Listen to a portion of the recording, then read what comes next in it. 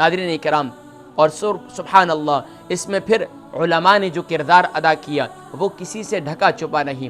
قائد اعظم محمد علی جناح، علامہ اقبال کی سوچ و فکر اور قائد اعظم محمد علی جناح کی سبحان اللہ ان کی کوشش، اللہ تبارک و تعالی نے علماء سے مشاورت، قائد اعظم محمد علی جناح کی سبحان اللہ علماء سے مشاورت، اور سبحان اللہ پھر قرآنی تعلیمات پر عمل۔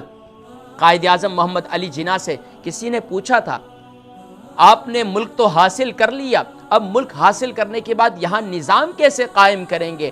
کہا نظام کیسا نظام؟ نظام تو پیارے کریم آقا صلی اللہ علیہ وسلم 1400 سال پہلے ہمیں دے گئے، وہی تو نظام ہے، اس میں نظام مصطفیٰ کا نفاذ کیا جائے۔ اور سبحان اللہ پھر تحریکوں کا آغاز ہوا اور نظام مصطفیٰ صلی اللہ علیہ وسلم کی تحریکیں چلیں، اور سبحان اللہ جس میں میرے پیر و مرشد حضرت قائد ملت اسلامیہ حضرت مولانا شاہ احمد نورانی صدیقی میرٹھی رحمہ اللہ، اور مولانا عبدالستار خان نیازی رحمہ اللہ، اور بڑے بڑے حضرت پیر جماعت علی شاہ صاحب رحمۃ اللہ تعالی علیہ، حضرت پیر مہر علی شاہ صاحب رحمۃ اللہ تعالی علیہ، اور بڑے بڑے بزرگان دین سبحان اللہ، ان کی مرہون منت ہے آج ہمیں آزاد ملک مل چکا ہے۔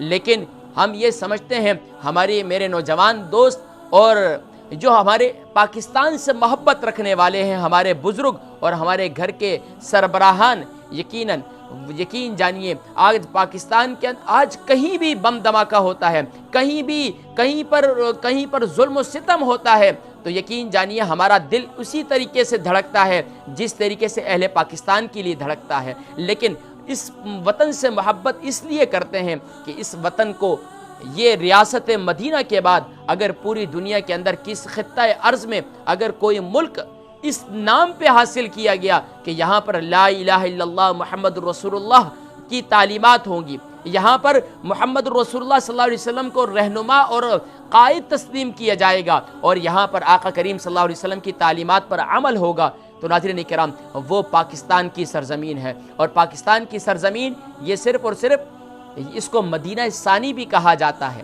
اسے مدینہ ثانی بھی کہا جاتا ہے۔